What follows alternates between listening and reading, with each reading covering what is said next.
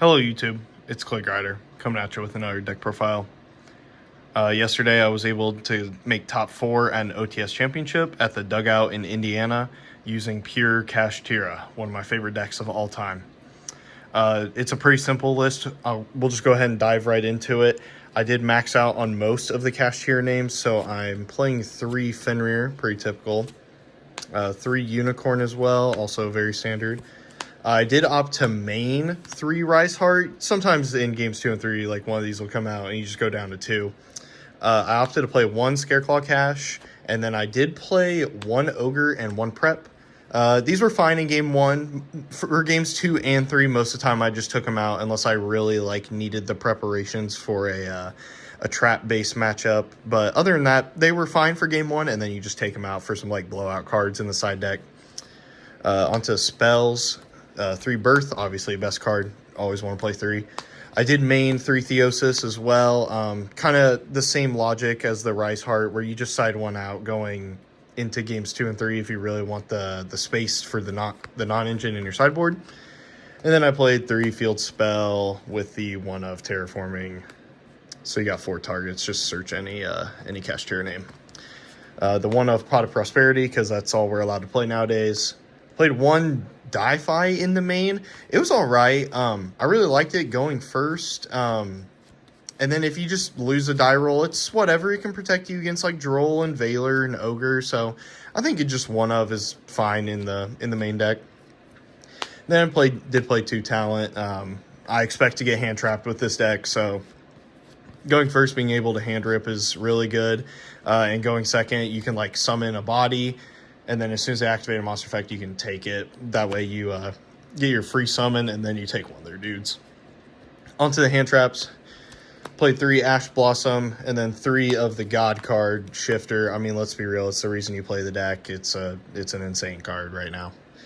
I did play 3 Nibiru. So this is maybe a controversial choice in pure Kashtira, but I feel like Nibiru was so good to me during the tournament that I don't know if I would ever consider taking it out.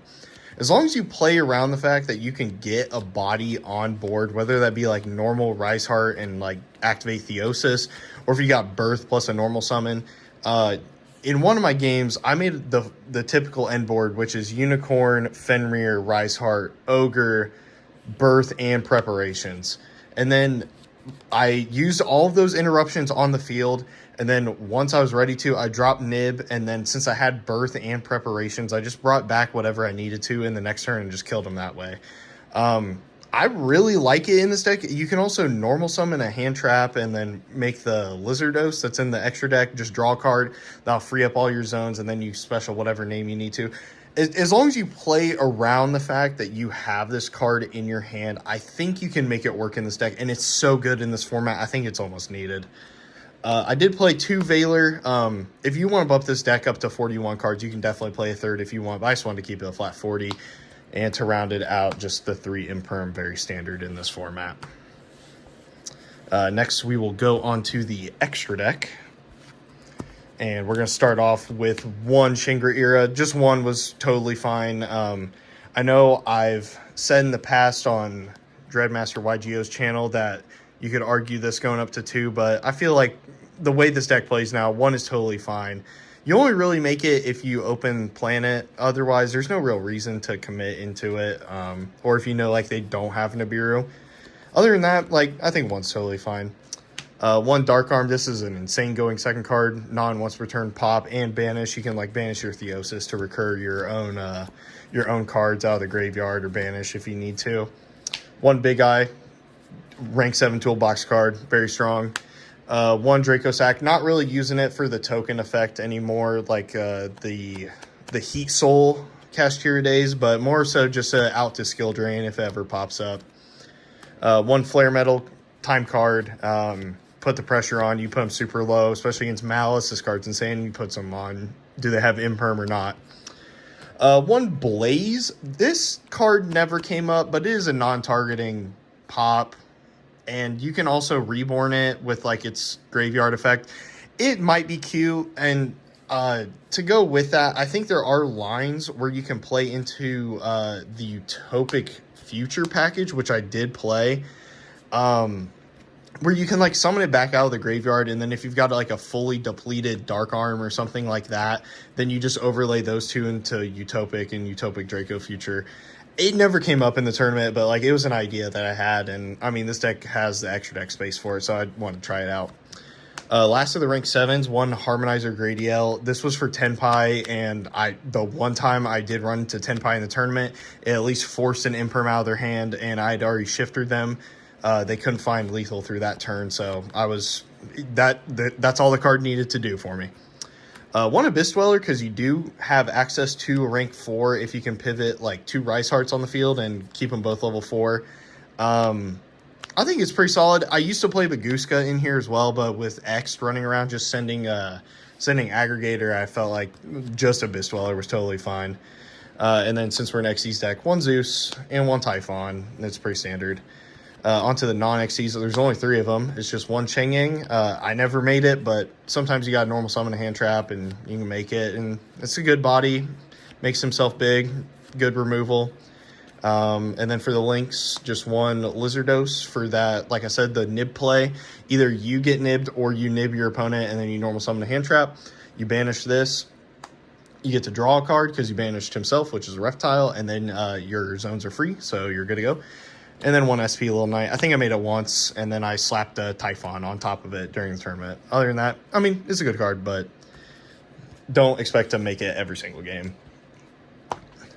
And for the sideboard, this is where things might get a little wild. So 3 Lancia. This is pretty normal. Everyone's playing 3 Lancia for the Mouse matchup. And then the MVP from the sideboard all day, 3 Lava Golem. You don't care about your normal summon in this deck. You just need a Stick Unicorn, and then you're chilling. This card overperformed all day. You need to max out on this card. It is the best board breaker in this deck by far. And then 2 back row hate cards, 1 Lightning Storm, 1 Feather Duster. You could argue maybe running 2 Lightning Storm if you really hate back row decks, but I thought 1 was totally fine. And then the true degenerate card, 3 Heat Wave. I resolved this card a lot during the tournament, and people were not happy about it whatsoever. You just put them on, can you answer my attacks? And then I make a Flare Metal and pass, and you're down to basically no life points. It puts you on Imperm or you just lose. You could argue going forward, just cutting these, maybe playing like Solemn Strike, which I'll show you right now. I am playing 2 Solemn Judgment. You could maybe argue taking the Heat Waves out and playing more Solemn cards, but I thought it was a nice stall card. It was I just wanted to try it out. It was very fun, but certainly not required by any means. 1 DDG just acting as a 5th shifter if you include the Die-Fi. I'm not playing Thrust to like search for it. You could maybe argue that Heat Wave should be Thrust in that case, but I don't know. It was fine as a 1-of. And then same with the D-Barrier. I never really needed it per se, but if going forward, if you want to cut that Heat Wave for Thrust, I totally get it. Other than that, I think that's about it. Like I said, I got top 4 with this deck, and so that was another invite secured with this time with Kashtira. Indy Regional is coming up next weekend. I'm undecided what I'm going to play for that, and hopefully I can bring another invite-worthy deck there and show you guys a new deck profile. Other than that, if you got any other ideas for Kashtira, leave them in the comments below. And other than that, have a great day.